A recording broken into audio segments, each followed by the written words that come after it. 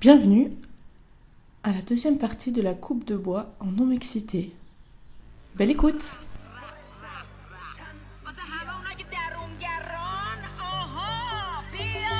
Und wenn ihr nicht tanzen wollt, dann tanzen wir.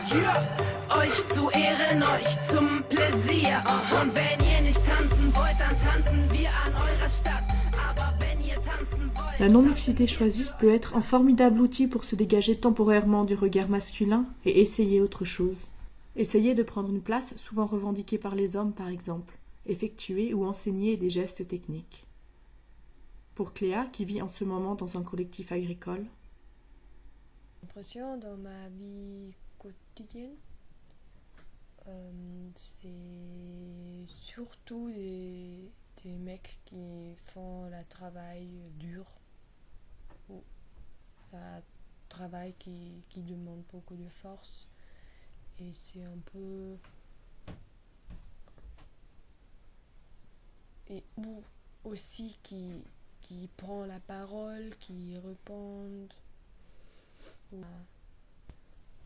C'est surtout des garçons qui discutent avec une voix forte, et comme ça je me aussi que je suis un peu timide, je me sens pas très légitime de prendre la place.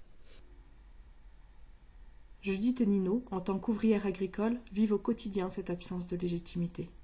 Ils sont capables de te prendre des outils des mains sans te demander, que j'ai l'impression que le vocabulaire qu'ils utilisent face à moi, c'est non, attends, pause, tu vois, enfin que des trucs qui t'empêchent en fait de prendre des initiatives, de penser par toi-même, de te sentir légitime en fait.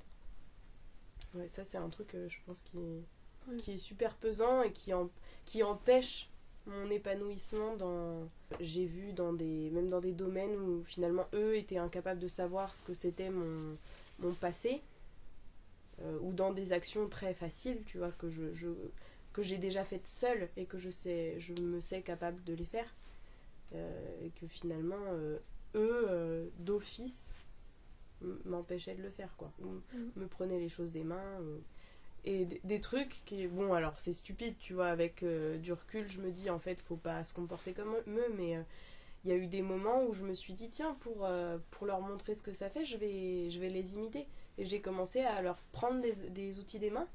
Alors t'aurais vu leurs yeux, je crois que ça leur est jamais arrivé de leur vie, quoi. et ça les a tellement choqués que comme moi ils ont pas su quoi répondre, parce qu'en fait c'est tellement de l'irrespect et ils s'en rendent pas compte, mais quand tu fais ça à quelqu'un, c'est hyper irrespectueux, quoi. Tu la considères pas comme quelqu'un de capable, tu prends l'outil des mains sans demander, c'est super violent en fait. Enfin une nana qui me montre comment faire des choses, tout simplement, voilà. Qui me transmette quelque chose,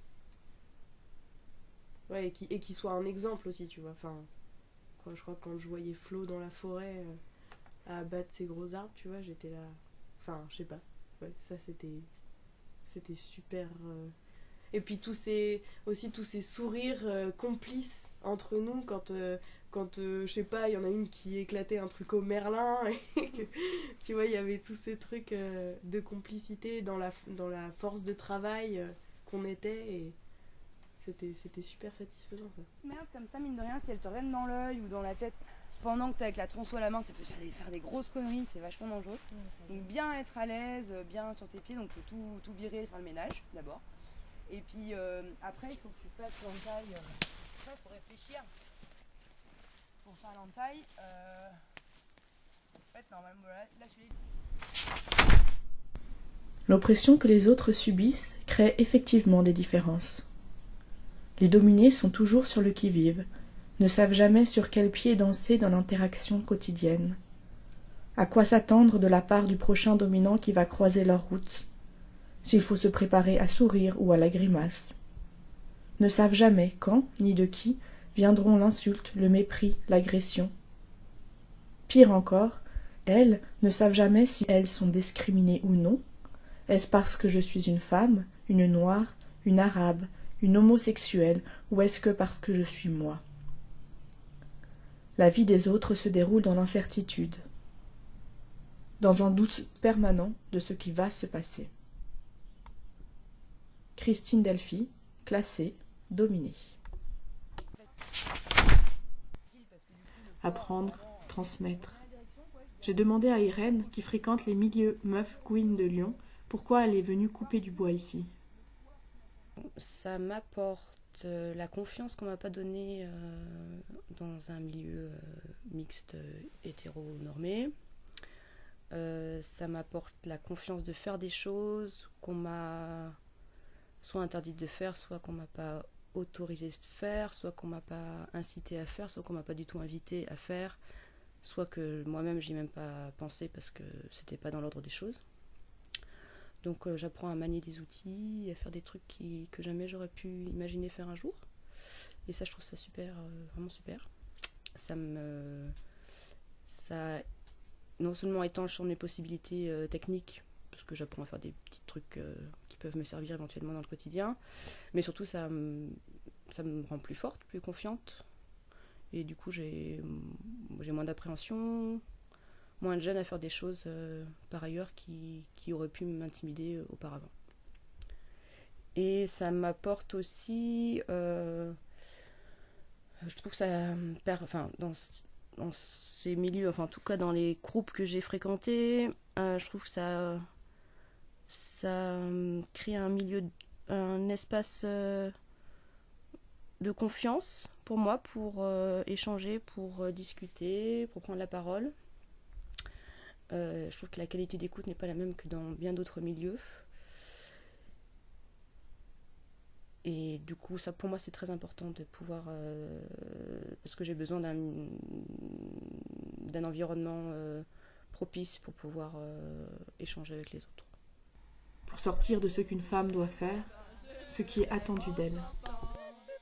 Et le soir je me couche en dansant.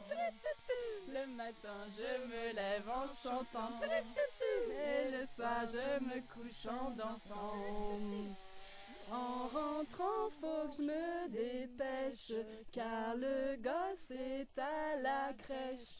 Je prépare le dîner pendant qu'il regarde la télé.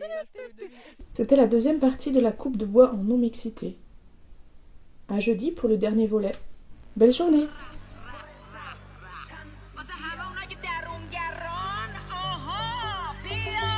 Und wenn ihr nicht tanzen wollt, dann tanzen wir. Euch zu Ehren, euch zum Pläsier.